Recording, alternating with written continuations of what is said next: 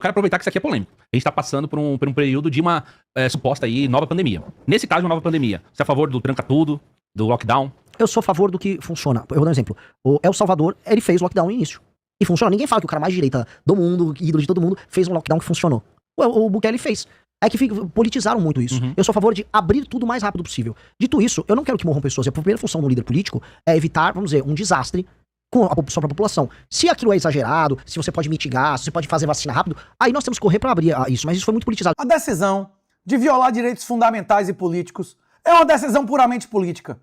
Quem é a favor do lockdown, quem é a favor de matar bebê, se for eficiente, são pragmáticos e pessoas sem valores. Todas as decisões que se referem a direitos fundamentais são decisões eminentemente políticas. O lockdown, quando você afirma que eu sou a favor do que funciona, você está dizendo que você é um pragmatista e que considera a sua opinião de seus amigos superior a direitos divinos e a autodeterminação das pessoas. Ou seja, você é contra a liberdade e a livre iniciativa. O lockdown funcionou muito bem para as empresas farmacêuticas corruptas ganharem dinheiro, para os vagabundos receberem auxílios do governo sem precedente, para os banqueiros ficarem ricos. O lockdown funcionou para os amigos do rei manterem seus negócios abertos, enquanto as pessoas pequenas e honestas foram massacradas e destruídas financeiramente. É para isso que o lockdown funcionou. Quem foi a favor de vacinação obrigatória e tranca tudo são os maiores criminosos da humanidade desde o século passado. De um lado, a esquerda queria manter fechado o maior tempo possível e todo mundo andando de máscara até hoje. Do lado, a direita, especialmente a direita trumpista e o bolsonarismo, queriam... Não, vamos o quê? Vamos botar minha avó dentro de um vagão de trem e uma doméstica pegando um metrô e pegando coronavírus pra ir trabalhar porque tem que ficar aberto? Muito fácil falando isso sendo um cara que mora num apartamento sozinho. Se eu tivesse mais tempo, eu passaria 10 minutos mostrando dezenas de exemplos de países onde as mortes excedentes foram muito menores sem trancar tudo. Não conheço nenhum cientista sério que diga que o tranca-tudo salvou sequer uma vida. Mentira! O tranca-tudo matou mais gente, inclusive de outras doenças, evitando que pessoas fizessem exames preventivos. O Wesley mesmo pegou a doença, meu irmão, dentro de casa, sem ter contato com ninguém durante 21 dias, apenas pegando entrega que era entregue na porta da casa dele. Eu conheço sim milhares de famílias, centenas, que perderam tudo e dezenas de vagabundos que ficaram milionários com o lockdown. Quem eu via reclamando eram os caras que não pegavam o metrô fechado e que perdia parente. Quem perdeu parente foi muito pobre. Você tinha aglomeração em favela, tinha aglomeração em transporte público. É muito gostoso o discurso do O medo de morrer, se submetendo à perda de liberdade, é algo oposto à mensagem de Jesus. E é por isso que 79% da população brasileira concorda que seu líder deve acreditar em Deus. Para quem acredita em Deus, viver é Cristo e morrer é lucro. Para quem tem honra, morrer é para todos, mas perder a honra e a liberdade é apenas para os escravos pela própria natureza. Quem tem medo de morrer ou não acredita no pós-vida, vive na realidade imanente como animal, ou tem medo de pagar pelo que já aprontou. Existem dois tipos de pessoas no mundo: as imanentes e as transcendentes. Quando eu vejo Wesley, eu vejo um monte de carne, um saco de bosta, mas que tem uma alma que é filho especial de Deus e imortal. As pessoas que só veem a realidade física vivem como os animais. São essas que têm medo da morte. É isso aí, a vacina, a pandemia, ou não sei o quê. Eu não vou entrar na briga da esquerda e da direita. Eu vou na linha do Bukele. O que funcionou? Foi isso? Então eu vou fazer. Beleza. Essa não é briga de direita contra esquerda. Essa briga é dos ditadores totalitários e corruptos e das pessoas decentes. Criminalização das drogas. Não é o momento de discutir isso. Porque você tem cartéis multibilionários construídos com base na venda de droga.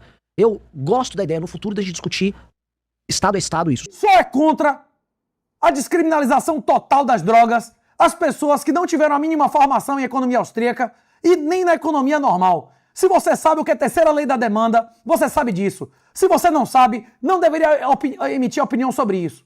Se você não entende o que eu estou falando, recomendo altamente. Leia As 6 Lições, de Ludwig von Mises. É uma palestra, nem um livro, só tem uma citação. Não quer ler isso? Leia Bitcoin Red Pill. Grátis, meu irmão. Renato38.com.br. Tem grátis em PDF editado. Renan, pra você também. Eu acho que você nunca leu nem as 6 lições, nem o Red Pill. Pode ler que você tá precisando. Tem gente que fala que, por exemplo, que se você quiser tirar alguma força do crime organizado, seria de repente legalizando, porque aí você vai ter um controle maior, tributação, é menos dinheiro na mão deles, é um mercado que ele já tem. Isso é uma discussão de 30 anos atrás. Isso não é uma discussão de 30 anos atrás. Isso é uma discussão de 100 anos atrás. Assista o filme Os Intocáveis. Também a galera da bebida mexia com diversas outras situações. Tinham escravos, tinham bordéis, tinham cassinos. Destruiu a bebida, todos eles foram destruídos. Que hoje o Comando Vermelho, ele faz ocupação territorial, ele tem outros negócios correlatos que ele pôde construir através da venda da droga, e o PCC exporta a droga. A droga, ela tem a rota que eles chamam de bioceânica, então ela vem da Bolívia, de outros países, ela passa pelo Brasil, e a técnica do PCC é fazer isso chegar na Itália, por exemplo. Renan não deve saber o que é a terceira lei da demanda, ele precisa estudar. As drogas pesadas, a alta lucratividade, ela só vem da proibição. Acabando a proibição, o lucro associado a essas drogas desaparece. E, com isso, o estímulo a seu comércio e tráfico internacional. Cassação química de criminosos sexuais. Gosto, eu prefiro até uma pena de morte pro cara nisso, ou prisão perpétua. Prisão perpétua viola direitos humanos internacionais e aumenta a possibilidade de destruição de pessoas por militantes judiciais. Bom, revogação da CLT e, no caso, qual a sua opinião sobre a justiça do trabalho? A justiça do trabalho tem que acabar. A justiça do trabalho tem que acabar. Essa foi a única, meu irmão, que ele deu uma resposta objetiva e depois explicou. Missão? Ela custa 23, 24 bilhões por ano, ela é anti-negócios, ela tem ela parte de premissas, que é a primeira Essa aí, meu irmão, nota 10, hein? Agora a Zema deve responder igual, e Caiado também. Não é não, Ellen? premissa inicial dela é de que o trabalhador é hipossuficiente. É isso mesmo. Logo, aquele que julga tem que julgar de modo a criar um equilíbrio. E esse equilíbrio significa romper um acordo que foi feito entre as partes, de modo a privilegiar um dos lados, porque supostamente isso seria justiça social. Isso é uma máquina geradora de injustiça, isso é uma máquina que beneficia advogado pilantra a ficar entrando com ações em série, porque é o famoso advogado trabalhista malandro, que é um clássico brasileiro, que ele ganha muito dinheiro porque ele sempre vai ganhar a justiça trabalhista. Tem juiz que faz o extra petita, que ele dá mais do que foi pedido, é um clássico. Isso gera insegurança jurídica. Aqui no Paraguai, meu irmão, o salário mínimo é mais alto, o trabalhador ganha muito mais e o empregador gasta muito menos. No Paraguai, não existe nenhum processo trabalhista que dure mais do que 18 meses. Continuando aqui, isso aqui é uma coisa interessante também. Urna eletrônica. Sua opinião, seria voto impresso? Lembro de você já ter falado sobre voto impresso. Sim. Não, é urna eletrônica com voto impresso. Novamente, Júnior não perguntou o que estava escrito ali. É você confia em urna eletrônica sem voto impresso, sim ou não? Aí ele perguntou, urna eletrônica, vírgula, voto impresso. Historicamente, eu fui favorável ao voto impresso. Em tese, como princípio, eu gosto da ideia de... Em tese, como princípio, porra, não respondeu porra nenhuma, não é isso? Eu gosto da ideia de você ter o maior número de, vamos dizer, de verificações, você possa ter da validade do processo democrático. O processo democrático é a base do sistema, você não está confiando nele, você não tem mais sistema. Dito isso, a crítica que existe sobre nós é o fato da gente não ter apoiado isso durante o Bolsonaro, porque o Bolsonaro usava isso como um instrumento para politizar o resultado. Bolsonaro aprovou, os bolsonaristas aprovaram. Houve lei no Brasil dizendo que tinha que voto impresso. O TSE cagou. Pesquise se não houve uma lei aprovada pelo Congresso exigindo urna com voto impresso. E o tribunal que executa e julga a eleição cagou pra essa lei. Se tecnicamente é impossível, não vamos fazer e se lasque o legislativo. Pois é, para muitas pessoas, só isso já invalidaria a eleição de 2022. Sem discutir radiolão e sem discutir se a Constituição permite ou não o terceiro mandato, já que permite apenas uma reeleição, e sem discutir a legalidade da descondenação de Lula por pessoas pessoalmente ligadas a ele e indicadas por ele. Não vou cair no truque do Bolsonaro. Eu não sou trouxa, eu não tenho QI de 50, então eu não vou pegar o Bolsonaro, que é um orangotango, e vou cair no truque dele. Ah, mas você falou, você tá pegando... É igual quando a Dilma pediu uma constituinte. Eu sou a favor de uma constituinte, mas não a da Dilma. Dilma nunca propôs uma constituinte feita por ela, mas que houvesse uma eleição para Constituição, para a instituição de uma constituinte. Dilma nunca propôs uma constituição feita por ela para ser outorgada, e sim a abertura de um processo constituinte, que demora anos e depende da eleição de pessoas. Qualquer merda que viesse, meu irmão, baseada mesmo no Congresso e no Senado atual, seria menos pior do que o que nós temos. O Muro de Berlim caiu em 1989. A Constituição do Brasil é de 1988. Por isso a Constituição brasileira é a mais socialista da história da humanidade. Após a queda do Muro de Berlim, as pessoas conseguiram ver a merda que era o comunismo, como era satânico, e o sistema que disputava com o capitalismo e com a liberdade foi desmascarado e não havia mais necessidade de Estado social. Nada que vinha por aí será pior do que a Constituição atual. A Constituição atual diz que o limite e o fundamento da propriedade é função social. É o arbítrio de um aspone, é satânico, contradiz a afirmação e o mandato divino, inclusive em cada conceito, a começar por propriedade. Não é não, Ellen? Você vai pedir a criminalização do comunismo? A gente já tinha falado disso antes, mas olha, eu gostaria de pedir a criminalização do centrão, acima de tudo. Se ele não é direita nem esquerda, ele é centrão. Ele quer criminalizar a si mesmo? Imagine um cara desse no Supremo Tribunal Federal, com a visão de que os opositores políticos dele devem ser criminalizados. Você acha que ele ia ser um defensor dos valores republicanos e da liberdade? Ou ele ia exterminar os seus opositores utilizando a sua caneta? Pois é. Tá. É mais perigoso que o comunismo. O Centrão é o maior No problema do Brasil, Brasil. Porque o Brasil não vai virar um país comunista. Agora o Brasil é um país do Centrão. Quem não considera o comunismo como religião a maior ameaça à humanidade não compreende absolutamente nada de guerra cultural. Pois é. Quem não compreende que a destruição de fecundidade das famílias, que a destruição das liberdades, a subversão das religiões, quem não compreende que a subversão da linguagem, da educação e do dinheiro são questões ideológicas e, mais do que isso, espirituais, pode ou não ser presidente do Brasil? Pois é. Tem que ler, viu, velho? Bitcoin Red Pill. Inclusive, se você quiser aprofundar nas questões culturais, de guerra cultural, também recomendo os livros do professor Alexandre Costa e sua comunidade, Ordem Natural. O comunismo é uma religião. Marx é o seu Messias, é o seu profeta. E Satanás é o seu Deus. PL do crime de misoginia. Porra, né? Totalmente contra. PL da misoginia. Contra. Pois é. Ser contra, sem ter nenhum senador, é fácil. Agora, o Kim Kataguiri é campeão, meu irmão, de fazer PL e votar em leis feministas. Isso aí não foi questionado e nem ele falou.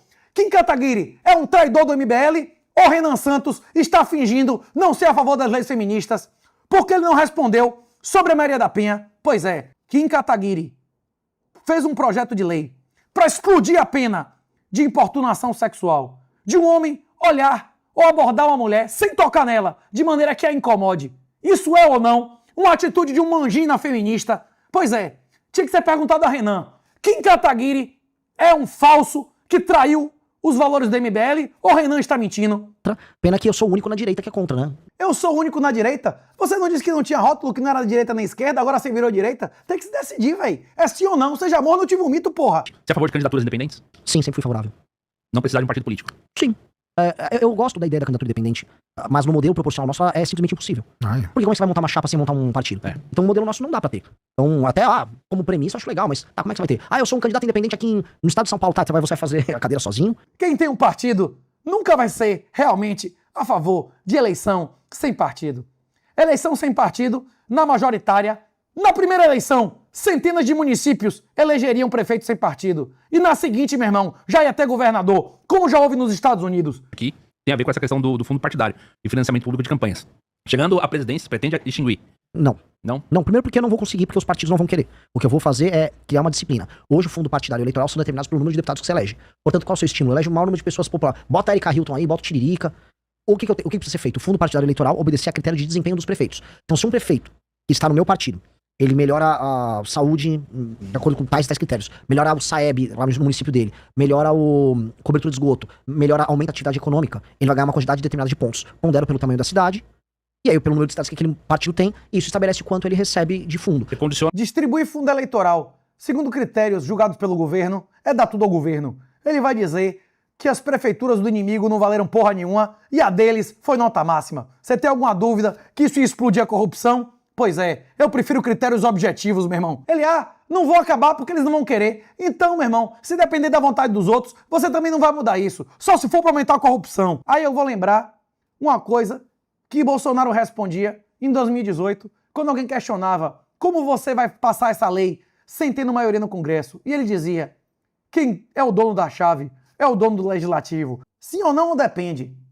A maioria sabonetou, meu irmão. Era para responder sim ou não, e a maioria das perguntas vocês estão vendo na tela. Maria da Penha perguntou, você acredita em Deus? Perguntou. Qual a sua religião? Perguntou. Que ano você comprou arma de fogo? Perguntou. Pois é, você é a favor de cota de mulher na polícia? Você é a favor de staff simbólico de mulher na polícia? Pois é, as questões difíceis, irmão, mas nenhuma perguntou. Você acabou de perder 2 horas de um papo de compadre e de puxar saquismo e passação de pano. Recebeu tudo, meu irmão, em 1/10 do tempo, em muito menos tempo, né? Não em uma fração do tempo, não é isso, Erley? Você recebeu tudo em uma fração do tempo.